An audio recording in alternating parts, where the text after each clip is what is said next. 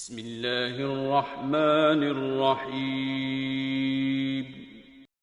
All right. بسم الله الرحمن الرحيم. الحمد لله رب العالمين وصلى الله وسلم وبارك على نبينا محمد وعلى آله وصحبه أجمعين. اللهم علمنا ما ينفعنا وانفعنا بما علمتنا وزدنا علما إنك أنت العليم الحكيم. اللهم آمين وبعد. Alhamdulillah. Today we have the eighth vice, which is conceit. The Arabic word for it is ghurur. Conceit is a fair translation. I like delusion better than conceit. So ghurur is to be deluded, right? So maghrur is the person who's deluded. So we call that person, maghrur in Arabic. When somebody has some type of delusion, they say he's maghrur. He can be, the cause of delusion can be many things. Here Sayyid Hawa rahimahullah, he primarily summarizes Imam Ghazali's work on the delusion of religious people. But of course, delusion is not limited to religious people. Actually, if you look at the Quran talks about delusion, ghurur, in many ways. He quotes one verse here in 304, the ayah in Surah Luqman. Allah subhanahu wa ta'ala says, فَلَا تَغُرَّنَّكُمُ الْحَيَاةُ الدُّنْيَا وَلَا يَغُرَّنَّكُمْ بِاللَّهِ الْغَرُورِ. Let not this worldly life deceive you, nor let the chief deceiver, like the great deceiver, meaning Satan, deceive you about Allah subhanahu wa ta'ala. So here the word is فَلَا تَغُرَّنَّ, right? تَغُرَّنَّ comes from the same word as ghurur. So do not let the hayatul dunya delude you. And do not let shaitan also delude you about Allah subhanahu wa ta'ala. The kuffar, they would say about the believers, غَرَّ هَؤُلَاءِ دِينُهُمْ. These people are deluded by their religion. Right? And so they would speak about the believers as being people who are like delusional. They're not realistic. They're living in a fairy tale. They're living in a fairy tale. And so they said these people are delusional. Don't mind them anything. They're just silly religious people who don't have any idea of what reality is. Very antiquated. Right? They're just a bunch of superstitious people. Don't mind them. And so the mushrikeen spoke about that as well. And so Allah subhanahu wa ta'ala, He will say to the people on the day of Yawm al-Qiyamah, وَلَكِنَّكُمْ فَتَنْتُمْ أَنفُسَكُمْ وَتَرَبَّصْتُمْ وَارْتَبَتُمْ وَغَرَّتْكُمُ الْأَمَانِي. So this is in Surah Al-Hadid. This is said to the disbelievers, and if I recall correctly, this ayah is speaking about the hypocrites. But you led yourselves into temptation. Why are they in hellfire? Number one, because they followed their temptation. They led themselves into temptation. Number two, you look forward for our destruction, meaning the destruction of the believers. So why are they in hellfire? Because of their animosity and hatred towards the righteous people. Number three, وَارْتَبَتُمْ, and you had raib in your hearts. You had doubt about the truth. وَغَرَّتْكُمُ الْأَمَانِي, and you were deceived by amani, are like not just false desires, but false hopes, I would say. Right? You had false hopes. And so Right? False hopes is very misleading. Because you're so focused on the hope of what you could attain, you lose sight of what is certain. Right? So you have all these hopes of like, you know, of the human being, we're very misled by our hopes, right? Tulul amal, having a lot of hopes. Because you feel like, oh, I can get this, and I can get that, and I can get this, and I can attain that. And you have all of these different ambitions. Now these ambitions, they kind of become the center of your focus, and you become blind to everything else. Right? So that is part of our weakness. As human being, we're very blind, right? We're blind to so many things, right? We're blind, first and foremost, we're blind to ourselves. We don't see our own faults and our own mistakes and our own, wrongdoings. And we're defensive. When somebody calls us out on what we're doing wrong, automatically we want to justify ourselves. So we're blind to ourselves, and we're on top of that, we're protective of our own dignity. So we don't like to be told, hey, you're doing this wrong. We don't like any type of criticism. We're also blind to the future, because we are distracted by what's immediate in front of us. So instant gratification, and the entire dunya is instant gratification, right? The entire dunya is things you can enjoy immediately today. So that blinds you to the akhirah. Right? Why wait till the akhirah when, live life to the fullest, right? And so there's that. And we're also blind by our ambitions, right? Whenever we have a passion for something, our passion becomes the focus of our efforts, and we lose sight of everything else. So that's why balance is so hard in life, right? Why is balance so hard? Because you're thinking about one thing, it just your mind just kind of locks in on that one thing, and then you kind of become blind of other things in life. And they're like, how do I find my balance? How do I, keep myself centered and balanced with all the different things that matter in my life? But anyways, all of these are about ghurur. So what is ghurur, right? Imam al-Ghazali rahimahullah ta'ala, if you look on 305, you will see that he says that, if we can tell the brothers to lower their voice. Ignorance is to perceive a thing differently from its reality, and conceit is part of ignorance. So delusion, ghurur, is part of ignorance. But not all ignorance is considered, I will use delusion instead of conceit, if that's okay with everybody. But not all ignorance is considered delusion, because delusion has special object and cause. Regardless of the degree one's ignorance coincides with his passions, its cause is a deceptive and misguided idea. So here's the definition of what ghurur is, okay? It's a deceptive and misguided idea that is falsely perceived as a sound proof for the truth of that idea. That's ghurur. So you have a false idea, but you think that false idea is proof for the truth of that idea. So you're ignorant, and you have some means to justify your ignorance. Does that make sense? Today I was watching the news. The news is always interesting. It's heartbreaking. It's terrifying. It's shocking. It's entertainment, and sometimes it's laughable stuff. And there was our president, may Allah guide him. And they won't say that much. May Allah just guide him and protect us from any evil and injustice. And we'll say that he was like, I think, he said something along the lines, I think I'm going to go to heaven. I did a lot of good things for religion, right? So that's ghurur right there, right? Because he feels he did something good for religion, that God is going to give him heaven, right? That's ghurur. That's a good example of what ghurur is.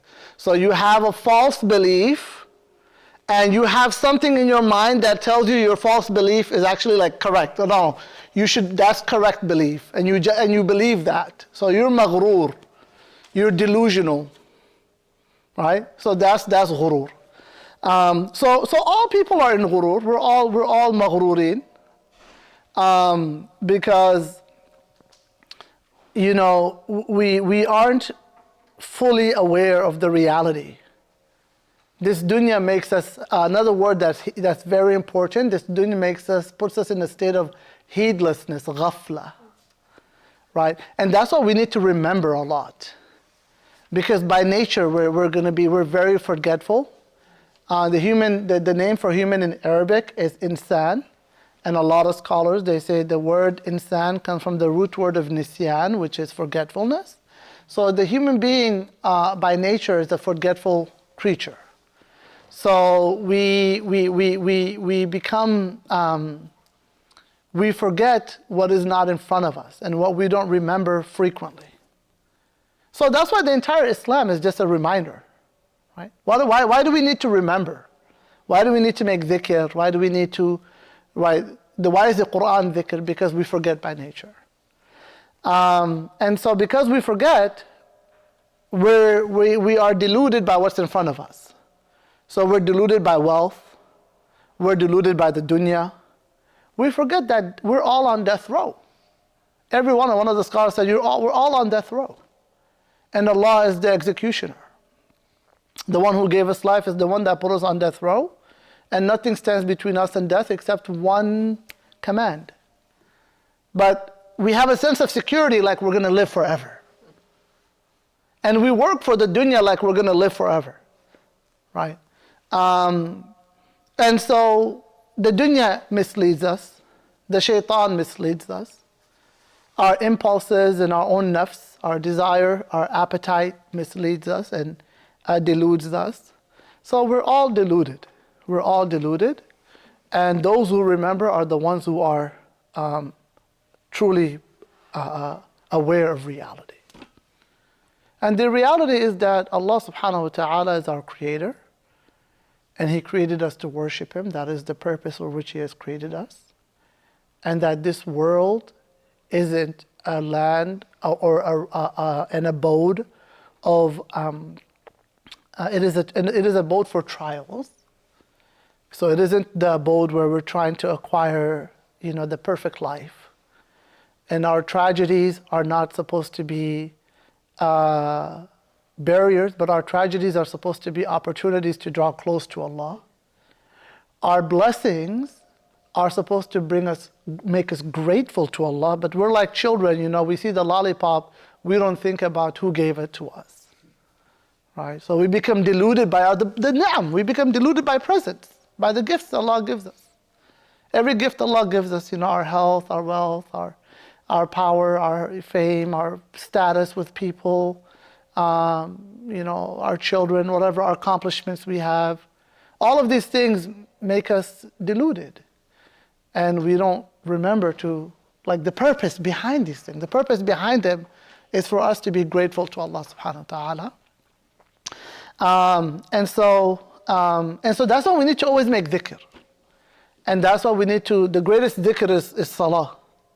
Right? Because the salah brings you back to the reality of things.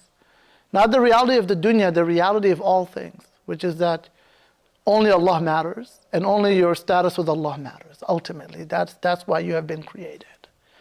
And so we're all deluded. We're deluded by our blessings, we get deluded by our trials and hardships, we get deluded by our desires and impulses, we get deluded by all these different things. And the disbelievers, they get deluded by their arrogance and their pride. Right? Like for example, one of the aspects that the Quran captures about the disbelievers, what did they say? This is a false misconception, right? This is a misconception they have. For example, they would say, وَيَقُولُ الَّذِينَ كَفَرُوا أَهَؤُلَاءِ الَّذِينَ مَنَّ اللَّهُ عَلَيْهِمْ مِنْ بَيْنِنَا. Like the disbelievers would say, are these the ones that Allah has favored over us? So they have a delusion. What is their delusion? They think because of their financial and worldly status that God has favored them. So therefore, if God is going to choose anyone, it's going to be them. So it's not possible for people who are lower in social class, are more favored by God than them. So that's a delusion that the disbelievers have, and human beings often have. They feel that the delusion they have is they feel like if God has given me a lot of wealth and health and material of this world, then God loves me, and if God deprives me of the blessings of this world, then God has cursed me. That's a delusion. And so part of what contributes to delusion is ignorance. Right? People who are ignorant, who don't know, then they start to assume. And assumptions they start to justify their assumptions. Wa alaikum assalam wa rahmatullahi wa barakatuh. So does this concept of delusion make sense, and how we're all, and that's what Allah says, in the ayah of Surah Luqman, if you guys look, the first ayah on 304, Allah subhanahu wa ta'ala says, Ya ayyuhan nasu inna wa'dallahi haqq. O humankind, indeed the promise of Allah is true. And then Allah says, do not let the dunya delude you. Right? So Allah ta'ala is telling us the reality is you will stand before Allah, and that is the moment for which Allah has created you and will judge you. So do not let the world you live in delude you from that. Do not let it mislead you from that, make you forget that. You get so fixated on the immediate pleasure of the world, and you forget the reality of what is waiting for you in the akhirah. Great example is like the traveler who becomes obsessed with his transit and completely disregards his destination. That's delusion. That's all of us. That's humanity. Right? All of us are deluded. And we're trying to wake up. We're trying to realize, and we're trying to wake up, and we try to follow the way of the elite. The Prophet ﷺ, he said, my eyes sleep but my heart doesn't. Like that is, the Anbiya are the highest in the station of awareness. Right? They're always present with the truth. And then the awliya, and so on and so forth. And we're trying to awaken ourselves even for short moments in the day and salawat and times of azkar, where we're trying to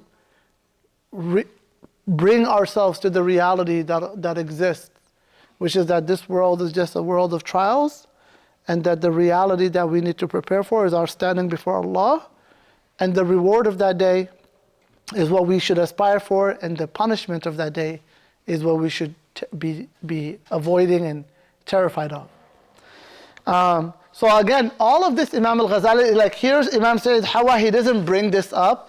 Imam Sayyid Hawa, he decides to take from Imam Ghazali's writing the delusion of religious people. Now everybody's also deluded categorically, right, in different ways. The one who has lineage, they're deluded by their lineage, like I am, this race, I am Sharif, I am from the Bayt of the family of the Prophet ﷺ, right? They're deluded by their lineage, by their biology, of their gene and their ancestors. The one who has looks is deluded by their looks, like they feel like, I'm special because of the way I look. It's like, subhanAllah, one scholar, he said, like, looks are the least thing a person should be deluded by, because you did nothing to earn it. Right? If somebody is deluded by their, or lineage, same thing, you did nothing to earn it.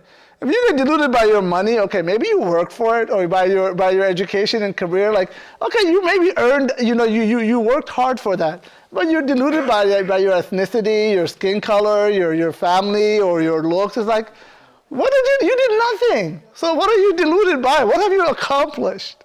You were simply born, and that's what you're proud of. That's what makes you feel like you're more valuable than other people, right? And all of it, again, as we said, kibr is false, right? But, so we're all, people are deluded, right? And so religious people, what is the delusion of religious folks? That they have done a lot in their deen. That they have what? That they have done a lot in their deen. That they have done a lot. So they have done a lot. So they feel like, oh, I've done so much. They feel very like proud of like what they've done, right? Okay. Well, what are other delusions that you might see religious people feel? They're not open in mind. They just blind. They follow. Ah, yes. The brother said they're not open-minded. You can't tell them they're right, or you can't tell them, you can't teach them anything. Self-righteous people, right? That's the delusion of religious people. Well, I'm religious. Khalas, I'm the good guy, right? So they don't feel like they need to be corrected, and they don't feel they need to be, they can be subject to criticism or accountability. Like, who are you to speak down to me, or to speak to me, or speak down to me? Yeah. Also, position is another one, right? So they feel like only certain people can address them. So they feel like, I'm not going to spend my time with the common folks. These are just the common, the common folks. They're not on. So they feel that delusion that makes them feel like they have some type of value that makes them better than other people. Superiority, right? They feel that they have a religious superiority. SubhanAllah,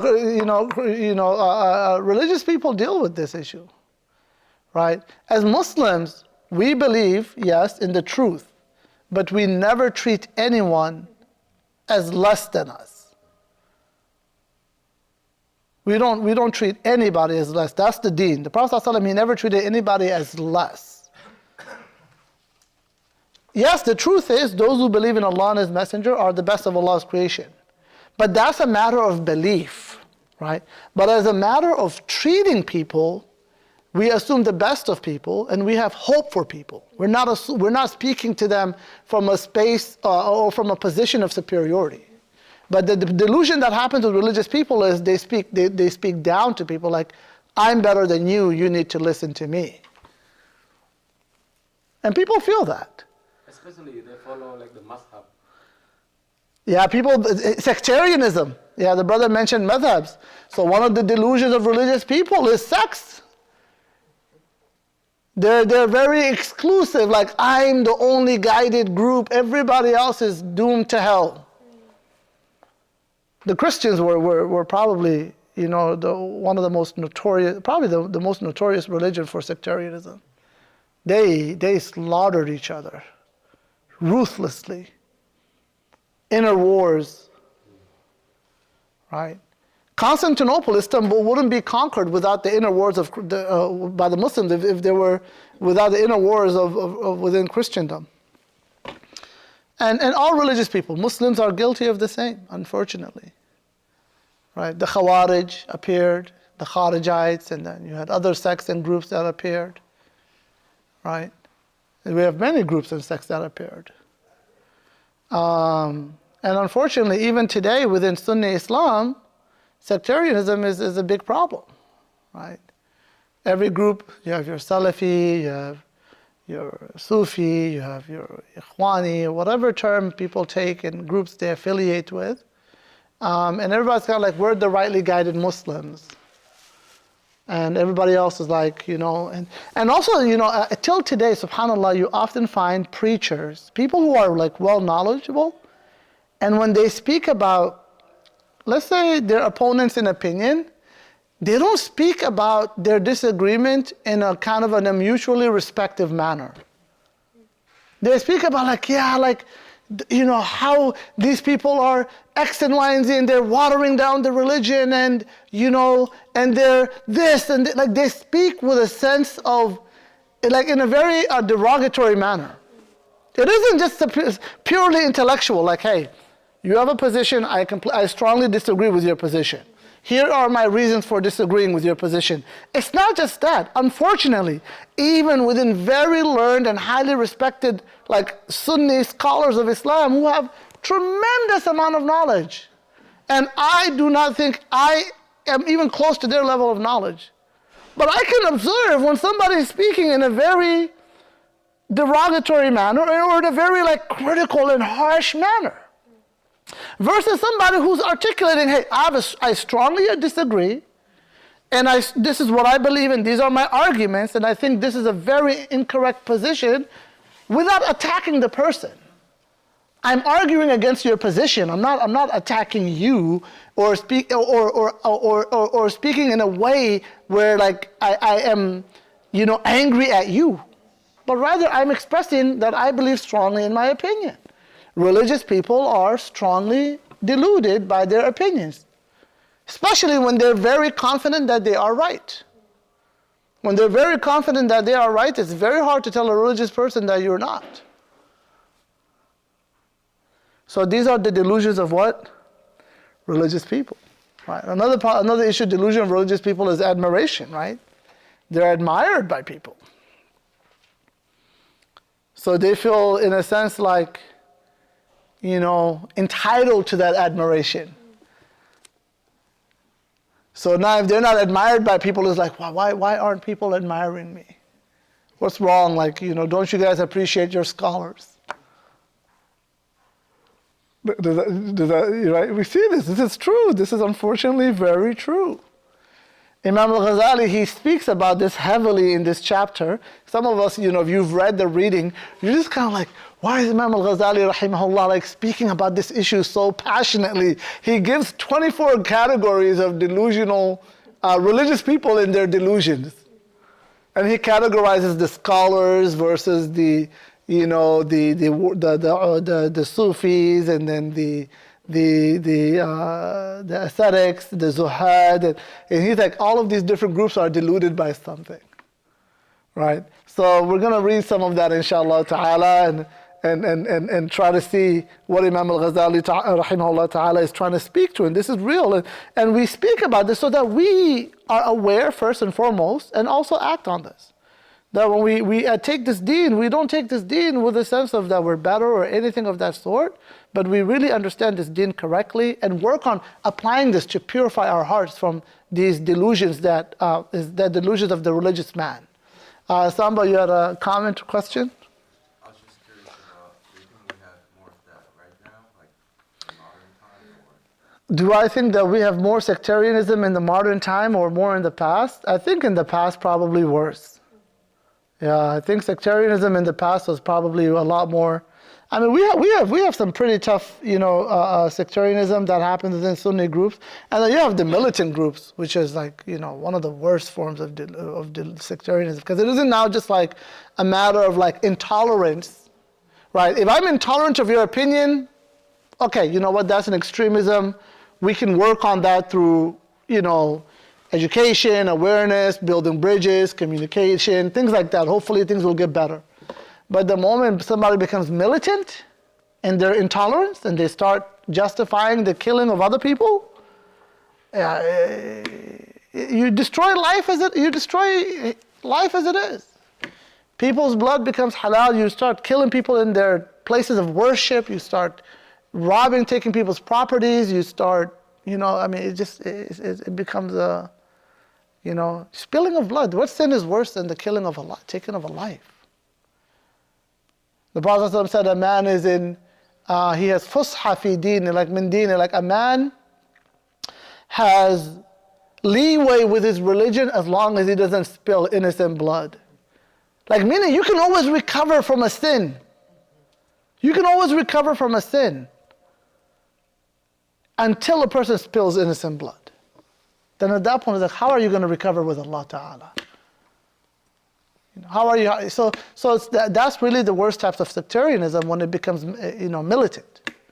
And unfortunately, it often does. And it started from the time of Sahaba. You have the Kharijites who started sectarianism. And the Prophet ﷺ also foretold this, that Allah Ta'ala has granted me that my nation will not be destroyed by an enemy external to them. And then he said, I asked Allah to not create animosity within my ummah, and Allah Ta'ala did not grant me that. So the Prophet ﷺ foretold that there would be sectarianism in his ummah. It would remain. Now that's a prophecy. That doesn't mean we want to combat this as much as possible. And the Muslim Ummah in many places have done that. They've institutionalized Islamic knowledge.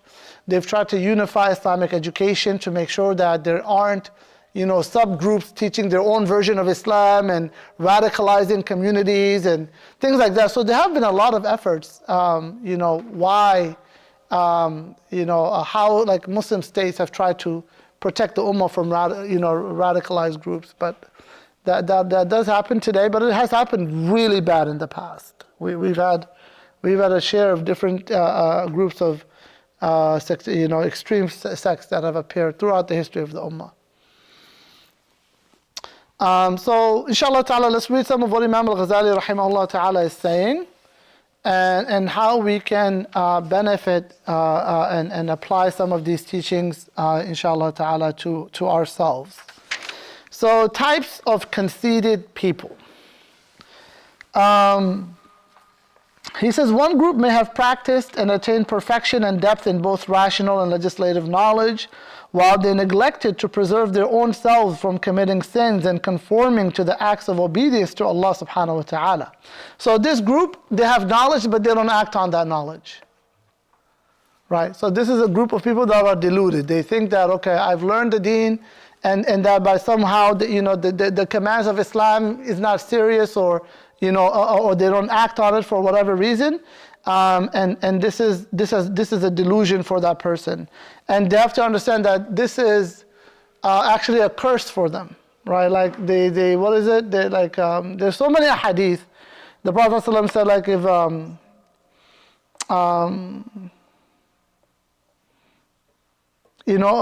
a person who learns and does not increase in their piety because of their knowledge has only increased in distance from Allah. Right? So if you learn but you haven't increased in piety, you only have become further from Allah. You're not any closer. That one of the worst creation to Allah subhanahu wa ta'ala is an evil scholar.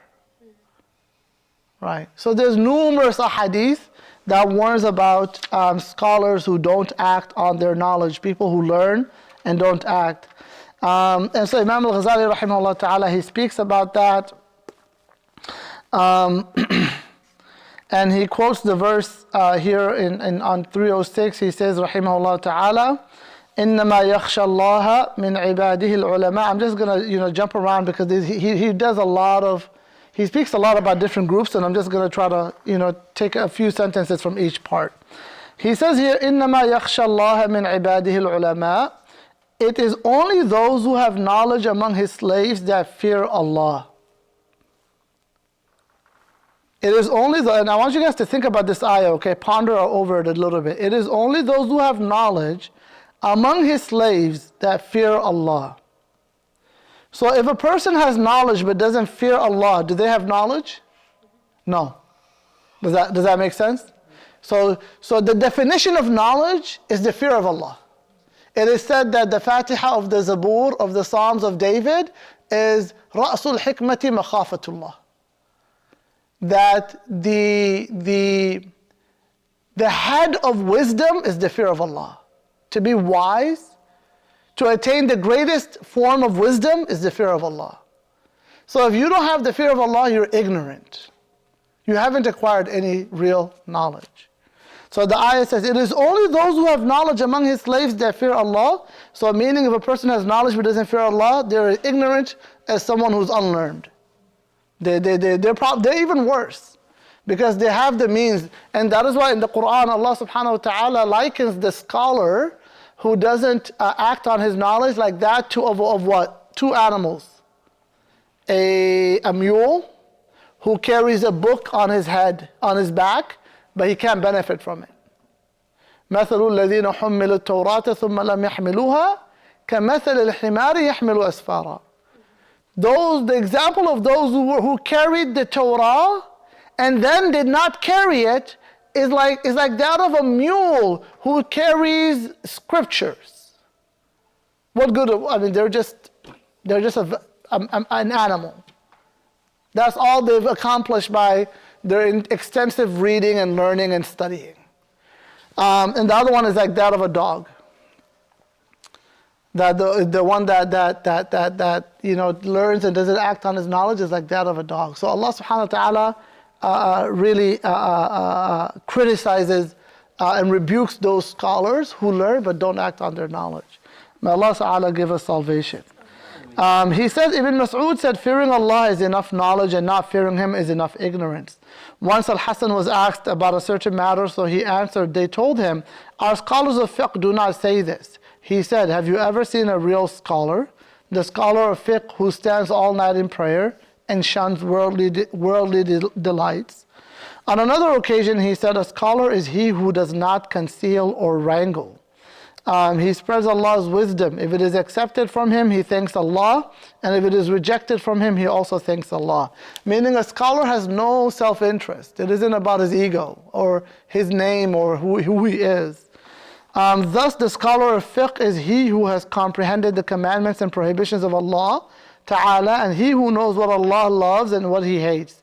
This is the real scholar. The Messenger of Allah ﷺ said, if Allah wills good for a person, He endows him with understanding of the religion. مَنْ يُرِدِ اللَّهُ بِهِ خَيْرًا يُفَقِّهُ فِي الدِّينِ. If Allah wants good for you, He gives you understanding of the religion. Thus, if the scholar lacks these attributes, he is counted as among those who are conceited, who are deluded. Number two, a second group perfected both knowledge and practice. All right, so now you have a group, they have knowledge, they act on Islam. They used to perform physical acts of worship punctually and shun acts of disobedience, yet they did not examine their hearts so as to purify them from the manners condemned by Allah subhanahu wa ta'ala, such as false pride, envy, showing off, love of power, hate for others, arrogance, seeking fame, etc. Some of them may have been ignorant of the evil of these traits, so they indulge in them carelessly.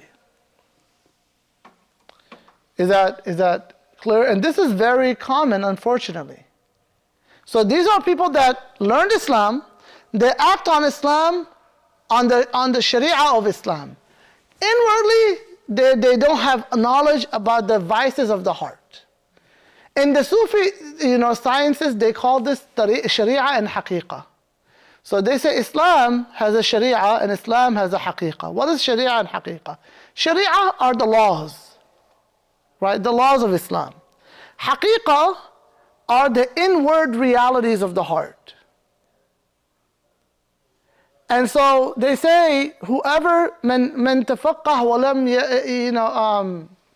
يتحقق فقد تفسق. Whoever learns Sharia but doesn't attain Haqiqah becomes a fasiq. They become a rebellious sinner, a fasiq. We learned who a fasiq is before, somebody who commits major sins or commits minor sins repetitively and publicly. That's a fasiq. So he says, the scholars of Tasawwuf, they say, whoever learns Sharia but doesn't learn the Haqiqah, doesn't learn the inward spirit of Islam, they become a sinner, they become a fasiq, a repetitive and public sinner. And whoever becomes محقق من تحقق ولم يتفقه فقد تزندق. Whoever becomes attains haqiqah, spirituality, but doesn't adhere to the fiqh of the deen, to the laws of Sharia, then they become tazandaq, they become a deviant. Right? So here he's talking about the group of people who what? Who follow the Sharia, but they've lost the spirit of Islam. Sincerity, humility, fear of Allah, the vices of the heart, treating them. And subhanAllah, al-Khattab, they're guilty of this, right? Allah Ta'ala tells us to ask protection from that. Look at the Jews and the Christians. What have the Jews, what is the hallmark of the Jews? Law. Adherence to the word of law. Obsession with the word of law. But inward, there isn't much concern for the heart and the sciences of spirituality. How about Christianity? It's all about the spirit of the law. It's all about love and mercy and compassion. But where's the law? When you have a lot of good intentions and you don't have law to govern, then what happens? You deviate. You deviate from God's commands. And so that's what happens to the Christians. They adhere to the spirit of God's religion, which is compassion and mercy, but they didn't follow the law. And no one has spilled more blood in the world than Christians. Yet they are the religion that preaches mercy more than any other religion outside of Islam. Right? So you find that the lack of when you have spirituality and or like, haqiqah, or kind of spiritual focus, but you don't adhere to the laws of God and there isn't right accountability, then you deviate. Moving on to the third group. A third group have knowledge of these inner traits condemned by religious laws, yet their self-admiration pushed them to think falsely that their hearts are healthy and that they are on a higher level with Allah subhanahu wa ta'ala, too high to be affected by such vices. They think that these vices, so we're on the fourth paragraph of 307 for those who are following along. Sorry, I lost myself. Okay, I'm going to start. A third group have knowledge of these inner traits condemned by religious laws, yet their self-admiration, their ujub, push them to think falsely that their hearts are healthy and they are on a higher level with Allah, too high to be affected by such vices. They think that these vices only affect the common people who have not yet risen to their higher rank of knowledge. This is also religious people. There's another vice. They become very self-admiring. And they don't think like the sins of Islam apply to them. And subhanAllah, like, what is it, like Ibn Atta say? He says, if you feel you have humbled yourself, then you're arrogant. Because you've already felt like you are better and you have to lower yourself. Does that make sense? So that's self-admiration. The fact that you think you need to humble yourself already means you believe that you are superior in some manner. And so a lot of people fall into that. They're like, no. But they have already concluded that they have some superiority. And so here he speaks about that, and he's going to mention subtle differences about those people. And what should be the attitude of the believer? The Muslim is very, very self-critical and has a good opinion of others. That is the deen. Our deen teaches us to self-doubt yourself with regards to your sins and your state with Allah, with yourself. Be strict with yourself and be hopeful for others. Be lenient with others. Have a good opinion of others. If they're doing something, maybe, they have some circumstances and Allah knows their reasons why they're doing that, Maybe you saw somebody in the bar, maybe they're picking up somebody drunk and taking them home, Inshallah, have a good opinion of the brother, Inshallah, there's a good reason why they're there. Have a good opinion of others. We always make the good opinion of others. Now, this is not in matters, of course, where you're making a decision that's going to impact your life, right? This is just when you're dealing with people, you always assume the best. Somebody's giving sadaqah, oh yeah, mashallah, like generous person, amazing guy, amazing sister, always. You're always looking for something to praise them for. Isa alayhi salam is reported that he was once with his disciples and they walked by a dead dog. And they're like, and he stood there for a moment. He's like, and they were bothered. And they're like, why are we standing here? And this foul-smelling, animal, and what do you call a dead corpse? Okay, let's say the corpse of this dog, and it's foul smells. And he's like, don't you have anything good to say about it? And then he says, look at how white his teeth is, right? And then just moves on. Right, and so Isa is teaching them, even in the most, things that are like, you would say like disturbing, just have a good opinion of things. Look at this relates to our khutbah, right? The other on Friday about family and just have a good opinion of, they probably just did that because, they were rushing or, circumstances and, they made a bad judgment or, they just silly mistake and I know they didn't have a bad intention and so it's okay, come on, like, let's just fix it, let's fix it and, right? So always like working on having a good opinion of others in all matters. We always want to have a good opinion and then critical of oneself.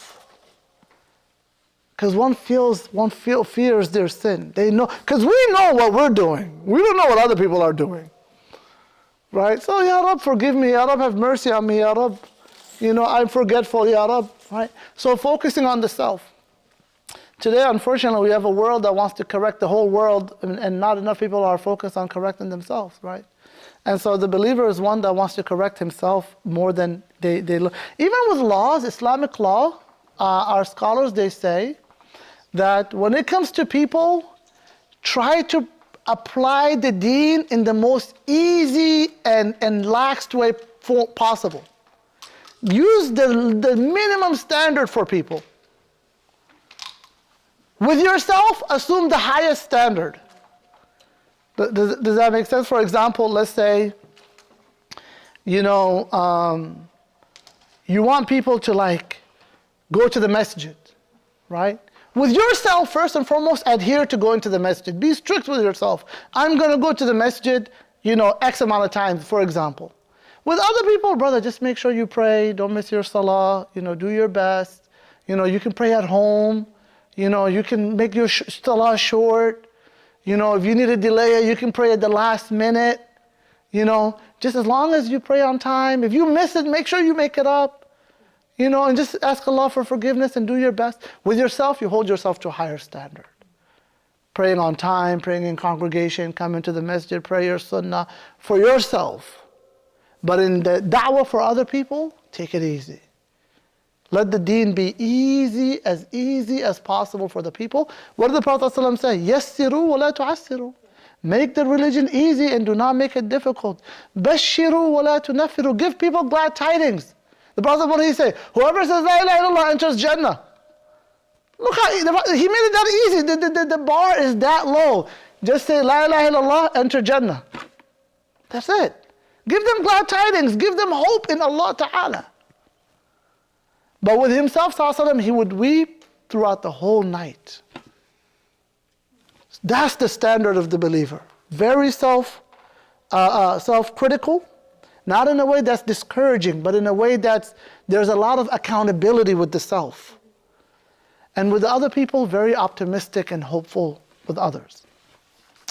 All right, so he speaks about that group. We're not going to get to all the different groups, but we'll try to, inshallah ta'ala, cover some of them, and you can read the rest on your own. As he goes on, he gets into like fine details. A fourth group perfected knowledge, purified their bodies, and embellished them with acts of obedience, and shunned the physical acts of disobedience. They examined their hearts and souls and purified them from the vices of showing off, envy, covetousness, haughtiness, pride, love of authority. They struggled against their souls and severed the roots of vices therefrom, yet they are still conceited. How? Hidden in the corner of their hearts, there are concealed tricks of Satan and one's evil self, which is perfectly disguised and left unnoticed and hence neglected. They can be compared to a farmer who wants to uproot the harmful weeds from the field. So he cut all the weeds that are on the surface of the ground and left those that are still hidden under the soil, yet he thinks he has gotten rid of all the harmful weeds. Behold, what he had neglected for a time has shown its head and has grown stronger and stronger till it spoils the plants. This might happen to a scholar. He may do all this and yet fail to perceive what is hidden. So we don't know what is hidden beyond the surface. Does that make sense? Even if you've done all the work, you're like, I don't really, like, I can't be secure. So you worry like the devil, Iblis, right? He went unnoticed, his arrogance, for a long time. So we never have a sense of like security with Allah. So that's one group. A fifth group indulge themselves in theology and vain argumentation, and they focus on learning the tactics and the arts of argumentation and disputing. Hence they were separated into many sects. They thought that no deed would be accepted if it was not mingled with true belief, and that no true belief could be complete unless one learns their arguments and the so-called proofs of their doctrines.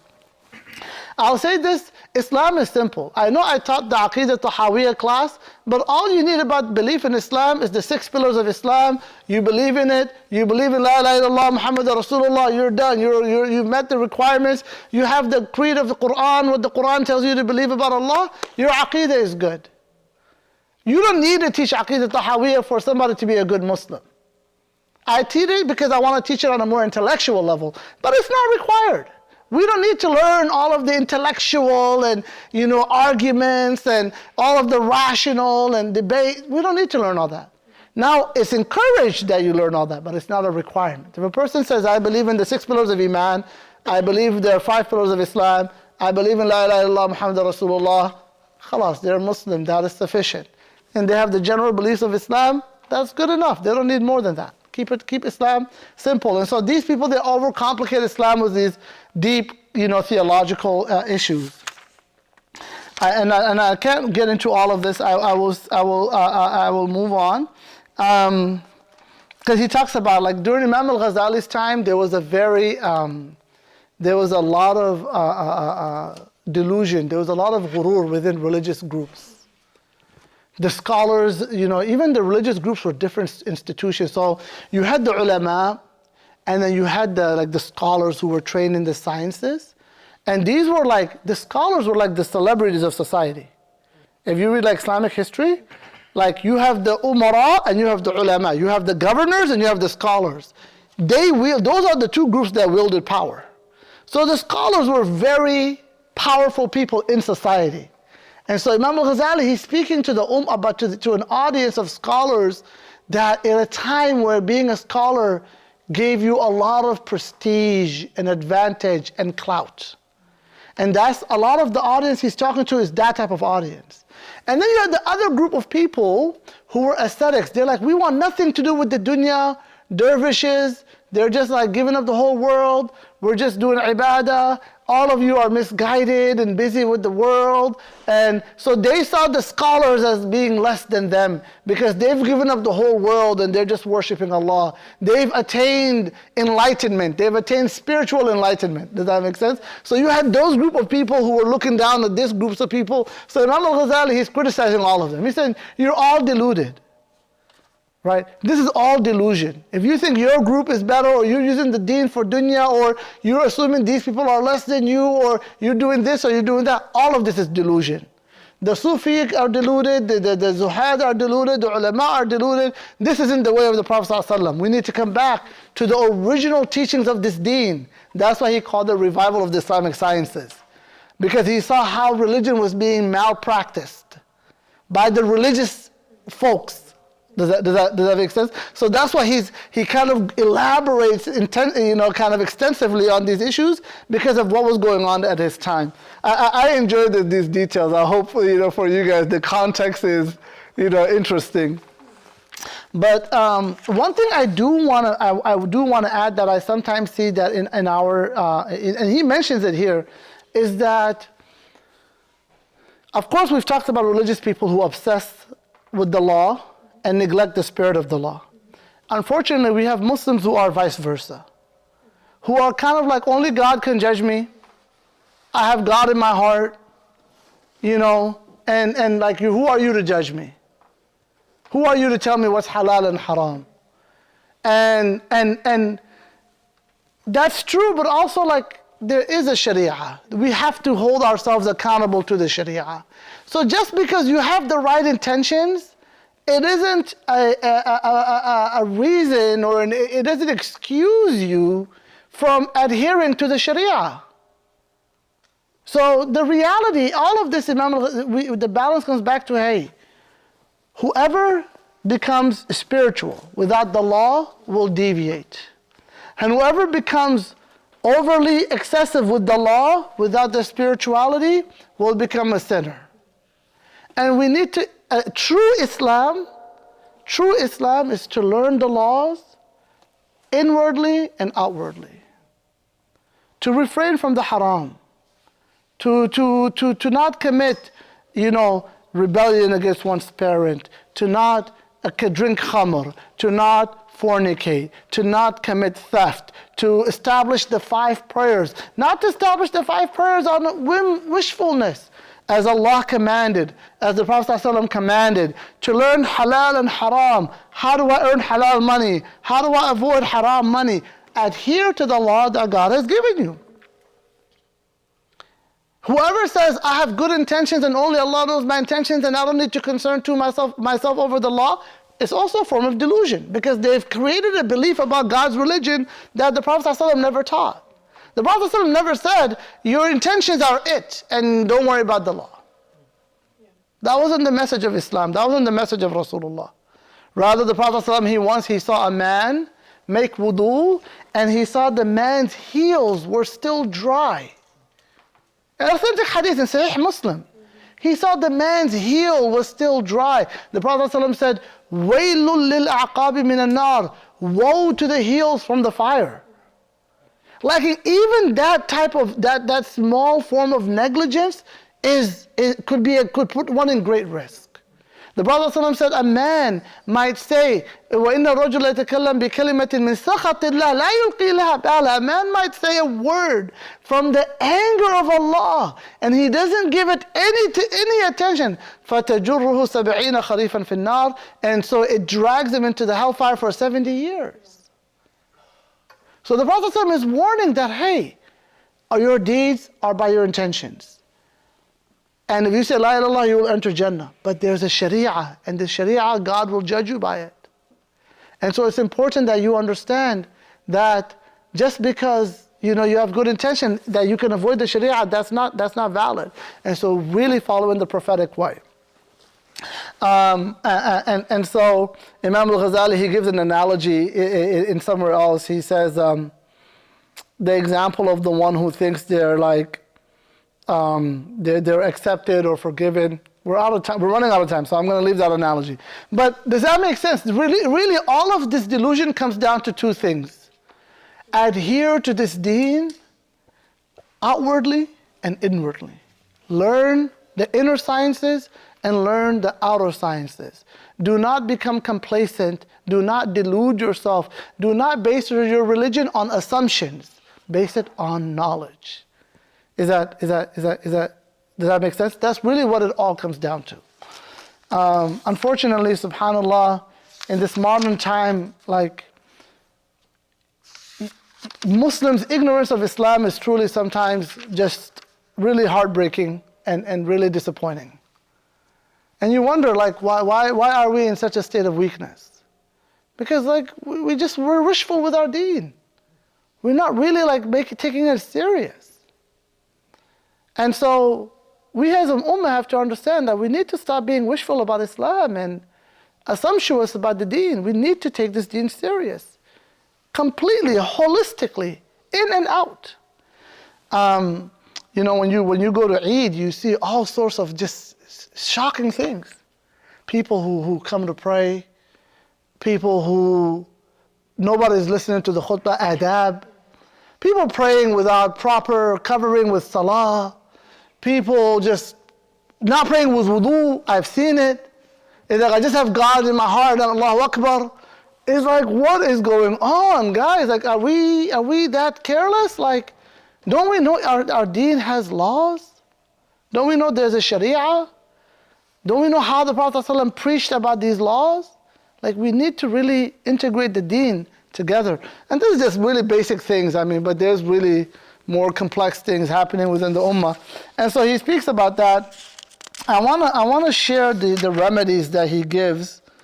Where does he? I read this in Arabic. I didn't read the last part in English. So I'm trying to see where he gives the remedies.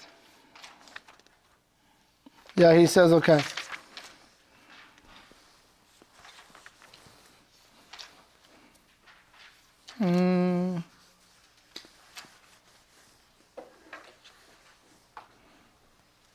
Maybe I'll just share. Yeah, you have managed. Do you see the 3 remedies he shares? He shares 3 things in Arabic. I have the Arabic PDF here. I'm just surprised why I'm not able to find it in the English.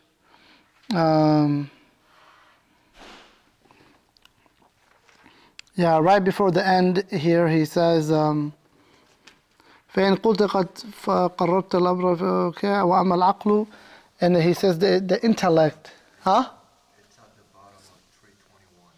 The bottom, by the intellect, yes. Okay, there we go. So, no, dear reader, the second to last paragraph of 321, here he gives the remedy for delusion, okay? He says, how do you overcome delusion? He says, know, dear reader, that the servant is saved from erroneous conceit through these 3 things. Through 3 things: intellect, knowledge, and perception. Okay? So intellect is aql, knowledge is ilm, and the third one is ma'rifah, okay, and perception. So we're going to define each one inshallah and then conclude. Number one, he says, by intellect, I mean the original light implanted in one's instinct through which he is able to distinguish the true nature of things, right? The mind, our intelligence. Traits like prudence, discretion, foolishness, and stupidity are all products of man's human instinct. A foolish person can hardly avoid conceit, for he lacks clear reasoning and sharp understanding, which are needed to fight it. Yet if man was primarily created void of these talents, acquiring them would be unattainable. But since he has the potential to attain them, he can work to develop and improve them through practice. Thus, reason and prudence are the means to happiness. So pretty much he's saying you have to be sharp-minded. You have to be intelligent. You have to use your mind. And unfortunately,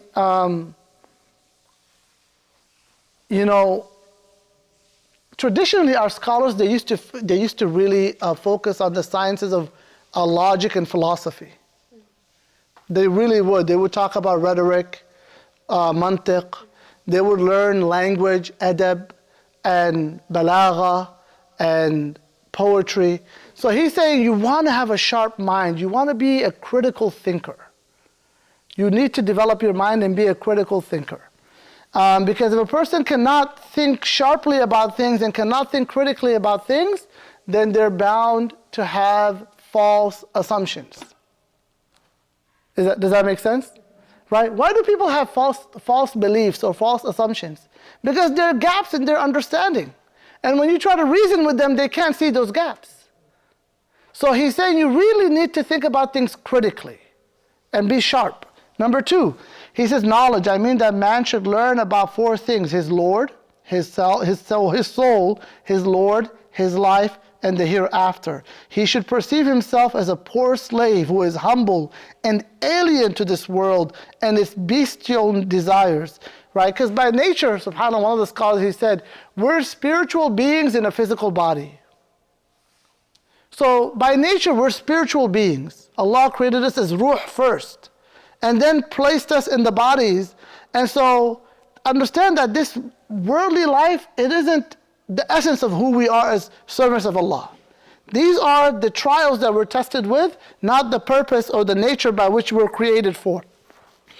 And so he speaks about knowing Allah subhanahu wa ta'ala, knowing this life and the nature of this life and the hereafter. And so he kind of elaborates about that part. And subhanAllah, this is why learning the deen is so important. Because if a person doesn't learn Islam, then they become deluded. They just assume everything about the deen.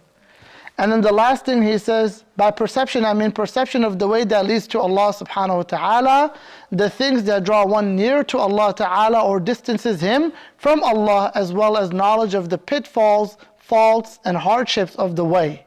So this is ma'rifah. Ma'rifah is to know how to draw to Allah, how to draw close to Allah. Right? And so this is why they would call the elite of the righteous, they would say, arifina billah, those who have perception of Allah, they have knowledge of Allah, they have ma'rifah of Allah.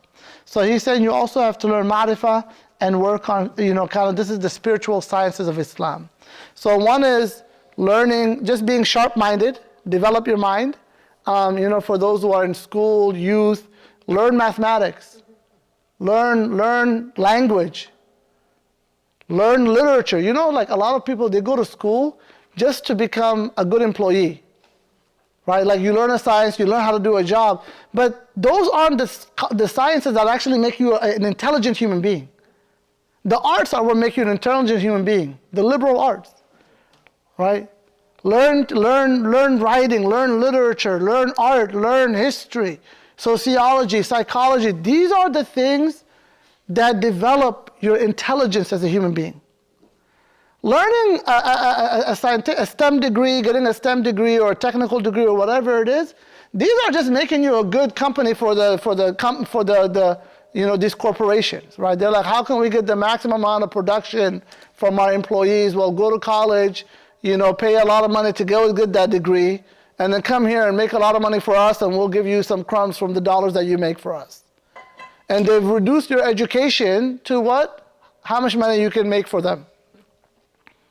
And so for those who are still in college, or even ourselves now, like we should learn to appreciate literature, learn to appreciate art, learn to appreciate history, learn to appreciate rhetoric and logic and philosophy.